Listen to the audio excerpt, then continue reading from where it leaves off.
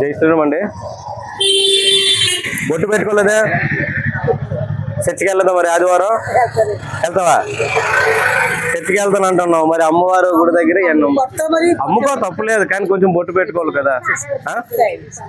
నేను తీసుకున్నాము బొట్టు గుడి ముందు ఉన్నావు, ఎక్కడెక్కడి నుంచో వస్తాం ఇక్కడికి. మనం చక్కగా బొట్టు పెట్టుకొని చర్చికి వెళ్తే వెళ్ళు, సాయంత్రం ఇబ్బంది ఏం లేదు. ఇంకా ఆదివారం చర్చికి వెళ్ళదు అంటాను. బొట్టు పెట్టుకోండి. ఎందుకు అసలు చర్చికి ఎందుకు? మన అమ్మవారు వెళ్ళరా? నిజం చెప్పు. చర్చికి వెళ్తాను స్టార్టింగ్ నిజం చెప్పు. హిందువుని నేను గుడికే వస్తాను, బొట్టు పెట్టుకోండి.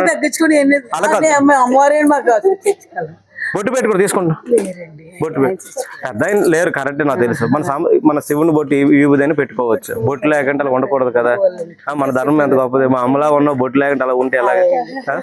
ఎక్కడెక్కడో భారతీయులందరూ వస్తుంటారు. భారతదేశంలో ఎక్కడెక్కడో మన గుడికి వస్తారు. పెట్టుకోండి, బొట్టు పెట్టుకుని మేము అందరూ కొంటాను. నేను బొట్టు పెట్టుకోవాలి, మీరు బొట్టు పెట్టుకోవాలి. మన గుడి దగ్గర బొట్టు లేకుండా ఉండకూడదమ్మా. బొట్టు పెట్టుకోండి. 2 కరపత్రులు ఇవ్వ బండిలోని. బొట్టు పెట్టుకోండి. జై శ్రీరామ్. వద్దా అంటే ఇంక సిన్సియర్ గా గట్టిగా ఉండిపోయాం. కేసుని నమ్ముకొని నేను ఇంక వదలంటాను.